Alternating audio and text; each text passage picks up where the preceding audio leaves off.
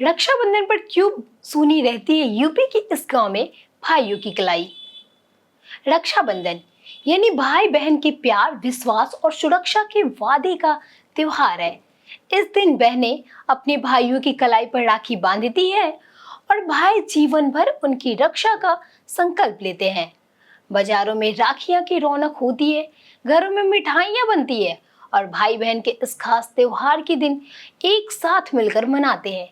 लेकिन क्या आप जानते हैं कि उत्तर प्रदेश में एक ऐसा भी गांव है जहां रक्षाबंधन के दिन भाइयों की कलाई सूनी रहती है।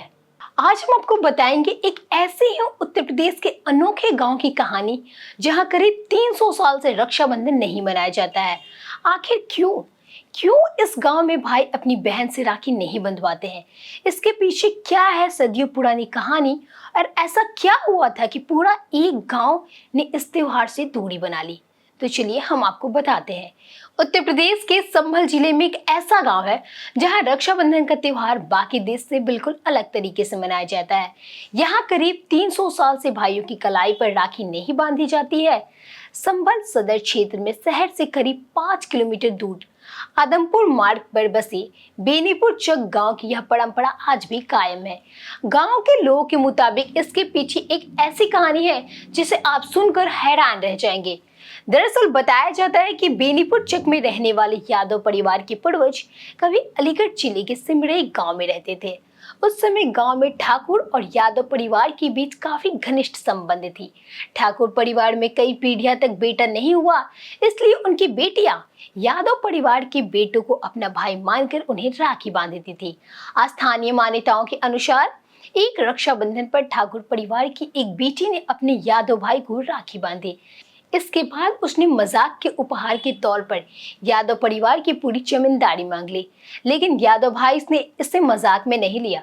कहा जाता है कि उसने अपनी बहन को दिया वचन निभाते हुए पूरी जमींदारी उसे सौंप दी। गांव के बुजुर्ग के मुताबिक उस समय उनके परिवार में यह मान्यता थी कि बहन से किया गया कोई भी वचन हर हाल में पूरा किया जाना चाहिए।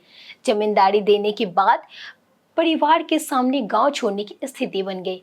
इसके बाद परिवार के लोग अलीगढ़ के सिमरई गांव में निकलकर संभल क्षेत्र में आए और बेनीपुर चक में बस गए। कहा जाता है कि इसी घटना के बाद यादव परिवार ने रक्षाबंधन पर राखी ना बंधवाने का फैसला किया। पीढ़ियां गुजरती गई, लेकिन यह परंपरा आगे बढ़ती रही। आज भी गांव के पुरुष रक्षाबंधन के दिन अपनी कलाई पर राखी नहीं बंधवाते। यहाँ बहनें भी अपने भाइयों को राखी बांधने की परंपरा नहीं निभाती। खास बात यह है कि शादी के बाद दूसरे गांव से बेनीपुर चक आने वाली महिलाएं भी इस परंपरा का पालन करती है। उनके बाद रक्षाबंधन पे गांव में भी उनके भाई राखी बंधवाने नहीं आते, यानी गांव में आने वाली नई बहुआ भी धीरे धीरे इस परंपरा का हिस्सा बन जाती है। गांव के बुजुर्ग इसे महादान से जोड़कर देखते हैं। वहीं गांव के कुछ युवाओं को रक्षाबंधन ना मनाने का अफसोस जरूर है, लेकिन वे अपने पूर्वजों की परंपरा को तोड़ना नहीं चाहते हैं। हालांकि इस पूरी कहानी की स्वतंत्रता ऐतिहासिक पुष्टि उपलब्ध नहीं है, इसलिए इसे प्रमाणित इतिहास के बजाय गांव की पीढ़ियां पुरानी लोक कथा और मौखिक परंपरा के रूप में देखना उचित है। आज रक्षाबंधन भाई के प्यार, विश्वास का प्रतीक है, लेकिन बेनीपुर चक की कहानी बताती है कि अलग अलग गांवों में इस त्योहार से जुड़ी अनोखी और अन्य मान्यताओं की मौजूद कहानियां हैं।